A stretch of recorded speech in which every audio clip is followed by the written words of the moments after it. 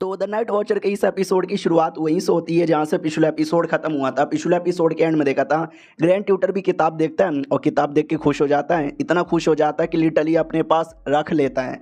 कई सारे ऑफिशियल लोगों को पढ़ने का मूड यहाँ पे था, लेकिन साले पढ़ ही नहीं पाते हैं और भाई वो ग्रैंड ट्यूटर है, उनसे कैसे मांगे। और हमने देखा था बड़की प्रिंसेस को भी पढ़ने का बहुत ही मूड था, लेकिन वो भी मुँह लटका के चल जाती है क्योंकि भाई अब ग्रैंड ट्यूटर से कौन यहाँ पे मांग सकता है। अब ये जो लड़की थी वो भी कहती है प्रिंस से कि बोलो अब क्या करें, वो भी कहता क्या करे भाई, अपना जो ऑरा यहाँ पे बनाया था ना, ऑरा का पूरा पकोड़ा हो चुका है। लोग मजाक यहाँ पे उड़ा रहे, गंदी गंदी गाली दे रहे हैं। अबे सब कुछ यहाँ पे ठीक था, सब कुछ बढ़िया जा रहा था। ये शाओ क्वेन के मैनुअल ने सारी की सारी धजिया उड़ा दी। हाँ ये बात तो मानना ही पड़ेगा कि लॉन्डे ने जो लिखा है ना काफ़ी गजब यहाँ पे लिखा है। इतना टैलेंटेड बंदा, साला जलन हो रही है, गेंद जल के यहाँ पे राख हो चुकी है, लेकिन डोंट वरी अभी भी थोड़ा सा मौका है। और मैं अपने आप को लकी मानता हूँ कि शाओ क्वेन के बीच में और आजा के बीच में बिल्कुल भी जमती नहीं। अगर इन दोनों में जमती, ये दोनों मिलके न जाने हम बड़े मिलियन लोग का क्या क्या कर सकते थे। तो लड़की भी कहती है टेंशन काहे को लेते हो, मैं ना अपनी लड़कियों को भेजूंगी और मेरी लड़की है उसको प्यार के जादू में गिरा के तो वो भी कहता है तुझे क्या लगता है शाओ क्वेन जैसा आदमी उसके पास लड़कियों की कमी है। वो भी कहता है लेकिन प्रिंसेस की कमी होगी, मैं हूँ ना यार, मैं जाके खुद को दे दूंगी। वो भी कहता मुझे लगा ही था साली तू अपने आप को दे देगी, लेकिन दे ना अभी नहीं, अभी उतना भी मेरा ऑरा का पकोड़ा नहीं हुआ है, थोड़ा बहुत ऑरा भी बच रहा है, तो जाके थोड़ा सा इज्जत यहाँ पे बढ़ाऊंगा, कर लूँगा। हाँ सुन बे, लेकिन तू नहीं आ सकता मेरे साथ। वो भी कहता मैं क्यों नहीं आ सकता। वो भी कहता क्योंकि यार वो शाओ कैन कोई ऐसा वैसा बंदा नहीं है, काफ़ी जीनियस, काफ़ी स्ट्रॉन्ग, मतलब हर जगह से काफ़ी बढ़िया है, और तू उतना ही बदतमीज़ है, छोटी सी छोटी बात पे गुस्सा करता है, उल्टी सीधी बातें करता है। तू शाओ कैन के सामने आया, तूने उल्टा सीधा तू कुछ बक दिया और शाओ कैन गुस्से के मारे तुझे पेल दिया, तो वो भी कहता भाई मैं नहीं करूँगा, लेकिन उसको बोला जाता है कि नहीं भाई तू ऐसा ही है, बदतमीज़ आदमी है। लड़की भी कहती वही तो यार, तुझे तो बिल्कुल भी अक्ल नहीं है, समझ यहाँ पे नहीं है, डायरेक्ट टूट पड़ता है, कुछ भी बोलता है तो मत आन। तो वो भी कहता ठीक है भाई क्या करें, हम डेमोन बर्मेलियन लोग ऐसे ही होते हैं, हमें छोटी सी छोटी बात पे गुस्सा आता है और हमारे खिलाफ कोई कुछ बोल दे, क्यों ना सही बोले, लेकिन हमको गुस्सा तो आ ही जाता है। अब आते भाई हमारी प्रिंसेस लोग की ओर, जहाँ पे छुटकी प्रिंसेस भी कहती है भाई यार शाओ कैन तू कहाँ चल गया था, तू बॉडीगार्ड बन के पीछे खड़ा था, मैं तो देख भी नहीं पाया। तो शाओ कैन भी लाइक और नहीं तो क्या यार, आई एम गजब, I am best, I am बेहतरीन, अरे सब लोग पकड़ के मेरा चूसो। छुटकी भी कहती उससे मुझे याद आया तुमने जो किताब यहाँ पे लिखा था, आए हाय ओए होए, लेकिन शाओ कैन इग्नोर मार देता है। प्रिंसेस भी लाइक इग्नोर काहे मार रहे हो।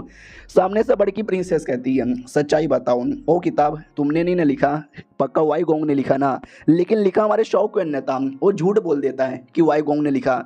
तो प्रिंसेस को लगता है यार मुझे लगा ही था शाओ कैन अच्छा आदमी है, जीनियस आदमी है, लेकिन इसने ज़्यादा बैटल वगैरह किया ही नहीं है। और दूसरी ओर वाई गोंग क्या सोल्जर हुआ करता था, 20 साल पहले उसने एक बैटल अपने हाथ से जिताया, तो उससे बेहतरीन कोई लिख ही नहीं सकता, बस शाओ कैन क्रेडिट ले रहा था। और जो छुटकी प्रिंसेस है ना वो सैड हो जाती है और कहती व्हाट, ओ माय गॉड, मुझे लगा मेरे शाओ कैन ने लिखा है, लेकिन नहीं, क्या वाकई में वाई गोंग ने लिखा है। बड़की वाली भी कहती भाई दबे तुझे मालूम है उसमें एग्जैक्टली क्या लिखा हुआ था। शाओ कैन कहता इल्ले मुझे नहीं मालूम। वो भी सैड हो जाती, फक यार मुझे जानना है उसमें क्या लिखा हुआ है।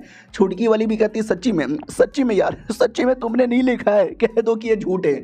शाओ कैन कहता है ये सच है, मैंने नहीं लिखा, वाई गोंग ने लिखा है। बेचारी और ज़्यादा सैड हो जाती है। शाओ कैन भी देखता है अरे यार सैड होते हुए कितनी क्यूट लग रही है, सुन मेरी बात, लिखा मैंने, ये वाई गोंग ने नहीं लिखा है। वो भी कहती सच्ची में, लेकिन तुमने बड़की को क्यों बोला कि उसने लिखा है। तो ये भी कहता क्या ना भाई तुम्हारी बड़की थोड़ी सी पागल यहाँ पर है, उसको कोई बातें हजम ही नहीं होती, मैंने अगर बोला कि मैंने लिखा है वो विश्वास ही नहीं करेगी, लेकिन वाई गोंग का नाम लिया तो विश्वास कर लिया, तो मैंने बोला करने दो यार, मुझे वैसा कोई क्रेडिट वेडिट चाहिए भी नहीं। तो ये भी कहती या वो विश्वास करे ना करे, मुझे तुम्हारे पे पूरा विश्वास है, आए हाय।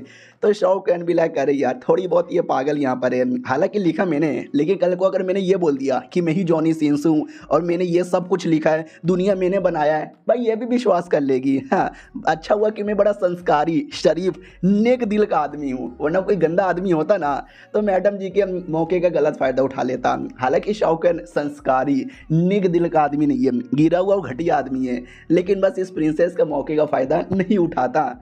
उसके बाद हमारा शाओ कैन सोचता काश यार ये राजा के साथ मेरी दुश्मनी ना हुई रहती, मैं बिंदास आता बिंदास जाता, लेकिन साला क्या ही कर सकते हैं।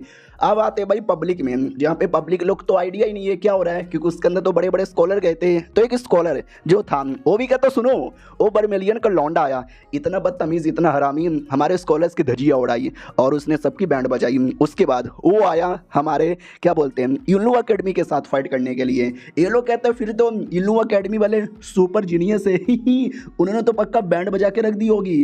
वो भी कहता इल्लू अकेडमी के मिस्टर जांग वो भी हार गए। ये लोग कहते हैं वो भी हार गए, फिर तो घोर अपमान हो गया। स्कॉलर भी कहता नहीं रे पूरी बात तो सुनो।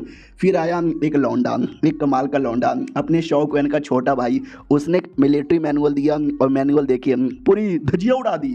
वो लोग कहते क्या बात है सच्ची में, ये भी कहता यार, लेकिन कहानी में ट्विस्ट तो बाद में आया जब ये पता चला कि मैनुअल लिखने वाला और कोई नहीं बल्कि शौकैन है। तो ऑडियंस और खुश हो जाती है और धीरे धीरे ये बातें पूरी सिटी में फैल जाती है कि ऐसा ऐसा कांड हुआ था।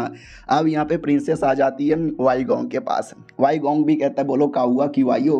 वो भी कहती है मुझे उस मैनुअल के बारे में जानना है। तो ये भी कहता है अच्छा मैनुअल के बारे में जानना है, लेकिन कौन से मैनुअल के बारे में जानना है। ये भी कहती कमॉन यार ज़्यादा नाटक मत करो, वही मैनुअल जो कि शौकैन के भाई ने लेकर आया था। यार मेरे को लगा ही था आपसे ज़्यादा कोई समझदार आदमी है ही नहीं जो इतना बेहतरीन मैनुअल यहाँ पे लिख सकता है। बताओ ना उसमें आपने क्या लिखा था। वाई गोंग कहानी में ट्विस्ट लेकर आता है, हमारे लिए नहीं प्रिंसेस के लिए, कह देता है कि वेल मैंने नहीं लिखा है। ये सुनते ही प्रिंसेस चौंक जाती है, कहती व्हाट आपने नहीं लिखा, तो किसने लिखा। एक सेकंड, फिर तो शौकैन ने लिखा होगा। लेकिन जब मैंने शौकैन से पूछा था कि तूने लिखा क्या, तो उसने मना क्यों कर दिया, उसने ऐसा क्यों बोला कि वाई गोंग ने यहाँ पे लिखा है। वो समझ गई, सारी बातें समझ गई। उसको मालूम था कि मुझे वो किताब यहाँ पे पसंद है, तो मैंने उससे पूछा भी था बताओ क्या लिखा है, लेकिन उस लौंडे ने मना कर दिया। उसको यह भी मालूम था मुझे इतना पसंद है कि मैं वाई गोंग से पूछने आऊँगी, और मैं पूछने आई और वाई गोंग के सामने मेरी इज्जत का भजिया बन गया। शौकैन ने गलत किया मेरे साथ। वाई गोंग भी कहता मुझे मालूम है तुम कौन सी किताब के बारे में बात कर रही हो, लेकिन तुम ही सोचो यार मैं कैसे लिख सकता हूँ, और मैं लिखा भी रहता तो मैं ही लेकर आता। शौकैन के भाई द्वारा कहीं को यहाँ पे दिया रहता। शौकैन ने तुमको बुद्धू यहाँ पे बना दिया है।